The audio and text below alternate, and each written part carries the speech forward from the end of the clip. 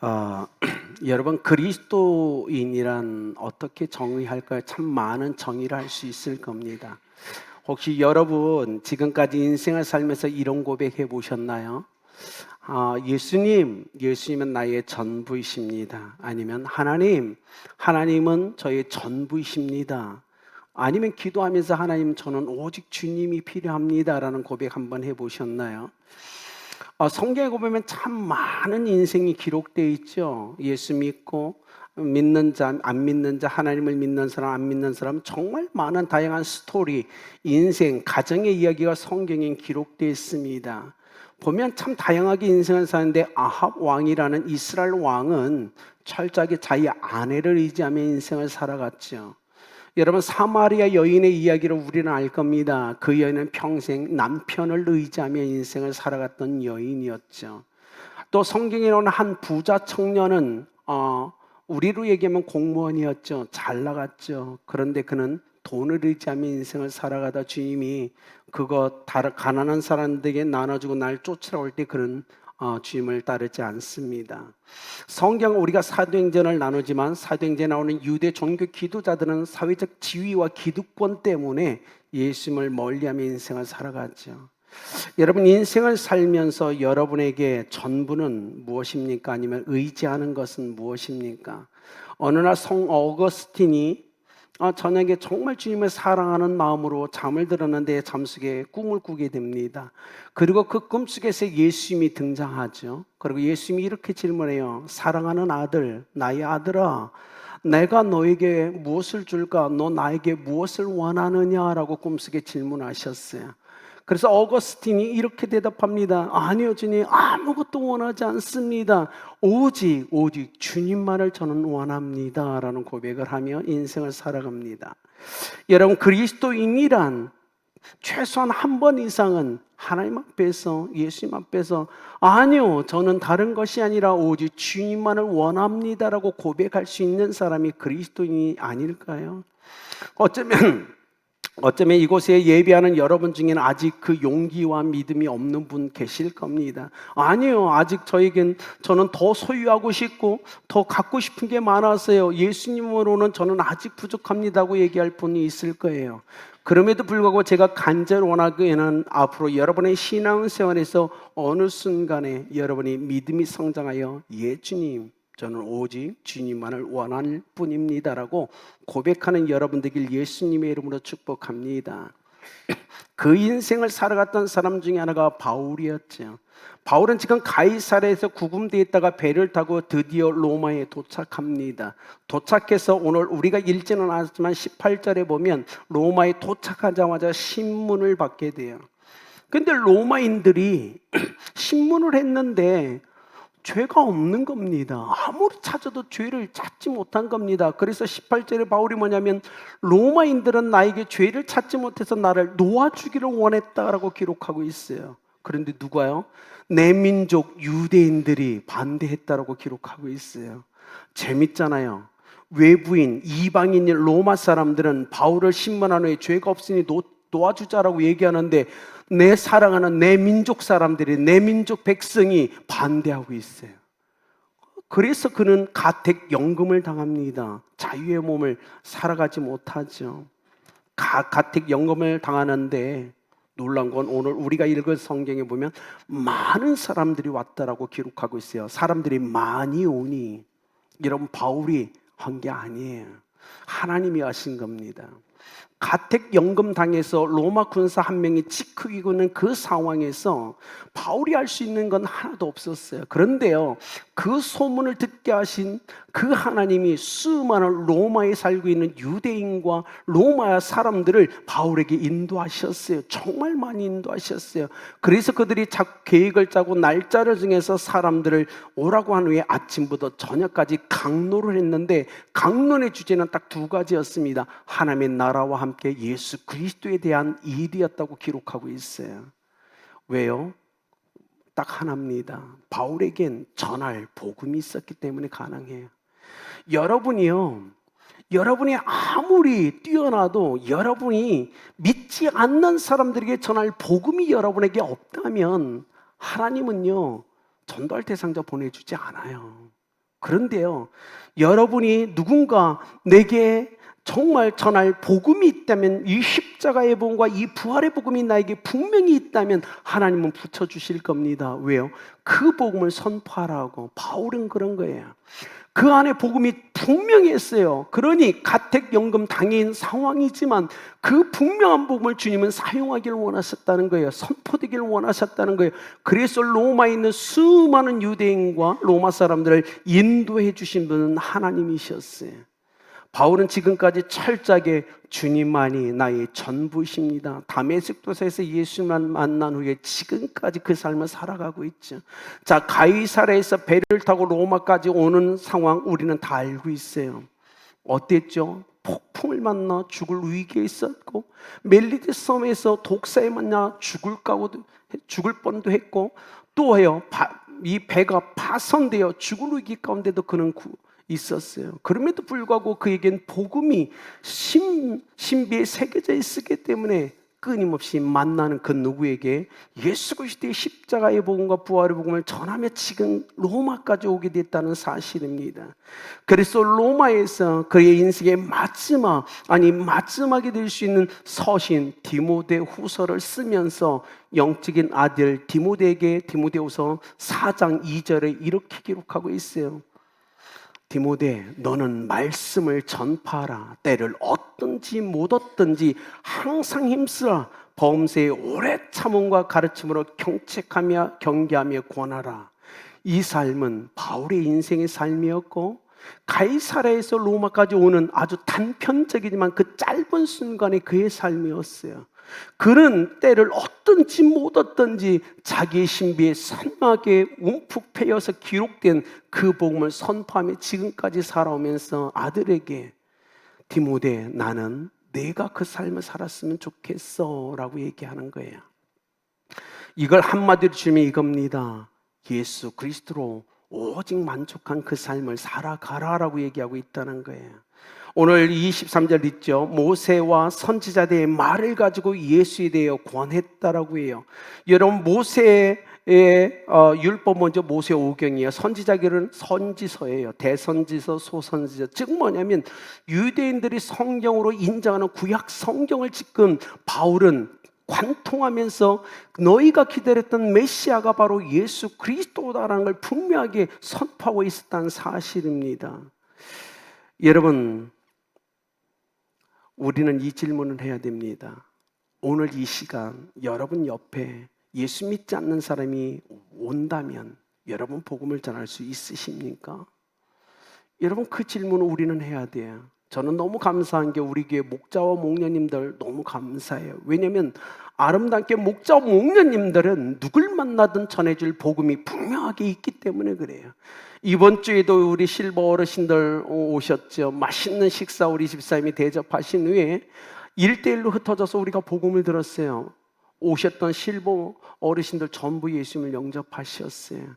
아름답게 목자와 목녀님들 가슴에 새겨진 그 분명한 그 복음은, 그 복음 때문에도 주님은 끊임없이 이 땅에 복음에 필요한 영혼들을 붙여주실 겁니다. 그래서 우리는 질문해야 됩니다. 나는 누가 오든지 하나님이 인도한 사람이 오면 그에게 전할 복음이 있는가는 굉장히 중요한 문제일 수 있다는 거예요. 저는 간절히 원합니다. 오늘 이곳에서 예배하는 여러분 인생에 단 한 명이라도 좋으니 분명하게 그에게 복음을 선포하는 인생을 살으셨으면 좋겠어요. 성경 말씀은요, 우리가 막 암송에서도 마음에 기록되지만 더 분명하게 기록할 수 있는 방법은 내가 누군가에게 전도할 때, 복음을 전할 때 더 선명하게 기록되더라는 겁니다. 우리는 그걸 이미 경험했잖아요. 다른 사람들에게 복음을 전할 때 복음이 얼마나 선명하게 나의 기억과 마음에 기록되는지 우리는 경험했잖아요. 사랑하는 여러분, 우리가 그래야 되지 않을까요?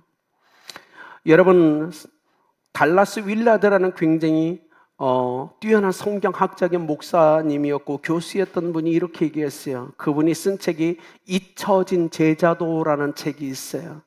그 책에서 현대 그리스도인들을 향하여 뭐라고 얘기하냐면 뱀파이어 크리스찬이라고 얘기했어요. 그가 왜 이렇게 거칠게 뱀파이어 크리스찬이라는 표현을 썼냐면 이겁니다. 그가 교회를 보고 성도들을 보니까 자기의 대속, 즉 죄에서 정결케 되는 용서와 구원의 은혜를 위해서는 예수 그리스도의 십자가의 보혈을 막 찾으면서도 불구하고 문제는 예수 그리스도의 말씀에 순종하여 제자의 삶을 사는 데는 관심이 없더라는 겁니다. 구원받기 위해서 예수 그리스도의 보혈을 찾으면서도 불구하고 문제는 내가 예수님의 말씀에 순종하여 누군가에게 복음을 전한 제자도의 삶에는 관심 없는 그리스도인들, 그들을 향하여 달라스 윌라드 교수님은 뱀파이어 크리스찬이다. 오직 그리스도의 보혈을 찾고 자기의 구원만에 관심 있는 자, 그리고 성경과는 별다르게 살아가는 사람이다라고 얘기하고 있어요. 근데 바울은 그렇지 않았어요. 철저하게 자기의 건강과 자기의 지식, 자기의 재능, 자기의 모든 것을 가지고 오직 예수 그리스도를 통하여 그것이 흘러가 하나님께 영광되는 삶을 그는 살아가죠. 그의 전통에 가득한 화살들, 재능, 은사, 건강, 그 모든 화살은 오직 예수 그리스도를 알고 예수 그리스도를 전하며 예수 그리스도를 가르치는데 그는 다 사용했다는 겁니다. 그래서 갈라디아 6장 14절에 그가 이렇게 선포하죠. 그러나 내게는 우리 주 예수 그리스도의 십자가 외에 결코 자랑할 것이 없으니 그리스도로 말미암아 세상이 나를 대하여 십자가에 못 박히고 내가 또한 세상에 대하여 그러하니라. 우리는 이렇죠. 인생을 살면서 참 많은 사람들을 만납니다. 커피숍에서 만나서 차를 먹으면서 얘기할 때요, 내 앞에 예수 믿지 않는 사람이 있음에도 불구하고 우리는 참 우리 얘기를 참 많이 하죠. 예수님에 대한 얘기를 잘 안 해요. 그죠? 내 자랑, 내 자식 사랑, 내가 최근에 좋았던 거. 근데 그 대화의 주제에 예수님이 없다는 것이 우리의 문제가 아닐까요? 사랑하는 여러분, 여러분은 여러분 신비의 복음을 분명하게 새기셔서 증인의 거룩한 삶을 살아내시길 예수님의 이름으로 축복합니다. 이디오피아 내시가 예루살렘을 방문했다 돌아갈 때 성령의 감동을 받은 빌립이 쫓아가서 그를 만나서 이사야서를 통해서 예수 그리스도 그 메시아가 도살장으로 끌려가는 어린 양같이 잡혀갖고 채찍에 맞았고 십자가 못 박혀 죽으시고 부활했다는 분명한 복음을 선포했던 것처럼 우리 또한 그래야 되지 않을까요? 복음을 모르고 갈망하는 그들에게 언제든 가르쳐 줄 수 있고 권면할 수 있는 그 복음이 우리에게 있어야만 된다는 겁니다. 예수님은 21세기를 살아가는 우리에게 바울과 같은 요구를 하세요. 이 땅에 아직도 구원받지 못한 사람을 위해서 눈물을 흘리며 간구하라. 그들이 구원받기를 소망하라고 얘기하고 있다는 사실입니다. 여러분 어떻습니까? 아직 구원받지 않은 여러분의 남편과 자녀, 가족, 아니 친구들, 이웃을 위해서 눈물을 흘려보신 적이 있으십니까? 그렇게 간구를 해보신 적이 있어요? 아니면 소망을 가져본 적이 있습니까? 한번 해보십시오. 여러분의 인생이 바뀔 겁니다. 완전히 바뀔 겁니다. 예수님은 예루살렘 성전을 보며 우셨죠. 눈물을 흘리셨어요. 왜? 하나님이 보내신 예수님을 영접하지 않았거든요. 거부했거든요. 그래서 끊임없이 죄악 가운데 육신의 종욕과 육신의 의자의 인생을 살아가는 그들을 향하여 마태복음 23장 37절에 이렇게 기록합니다. 암탉이 그 새끼를 날개 아래 모음같이 내가 내 자녀를 모으려 한 일이 몇 번이냐 그러나 너희가 원치 아니하였다라고 얘기했어요.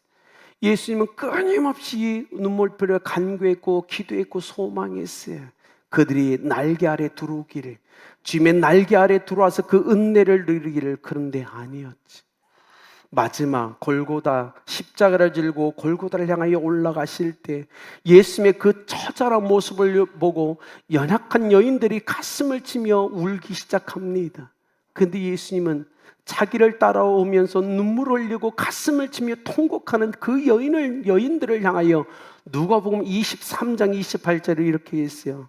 예루살렘의 딸들아, 나를 위하여 울지 말고 너희와 너희 자녀를 위하여 울라.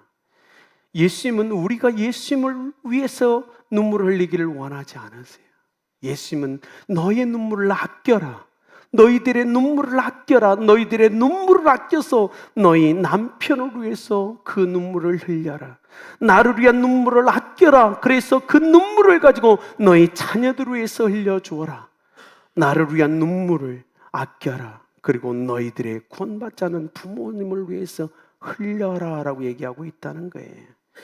여러분의 눈물, 우리의 눈물 누구를 위해 흘리라고요? 아직 구원받지 않은 우리의 남편과 자녀, 우리 아내와 우리의 부모님, 우리의 친척, 우리의 이웃을 위해 우리는 흘려야만 된다는 겁니다. 그것이 주님의 뜻이라는 거예요. 어쩌면 달라스 윌라드 교수님이 얘기한 것처럼 뱀파이어 크리처럼 은근슬쩍 뒷문으로 천국에 들어가기를 원하는 사람은 안 된다고 얘기하고 있죠. 이 세상 우리는 가난을 원하지 않아요. 우리는 가난을 원하지 않아요. 그런데 가장 큰 가난은 뭘까요? 가장 큰 가난은 바로 예수님이 없는 겁니다. 그것만큼 더 가난한 것은 없죠.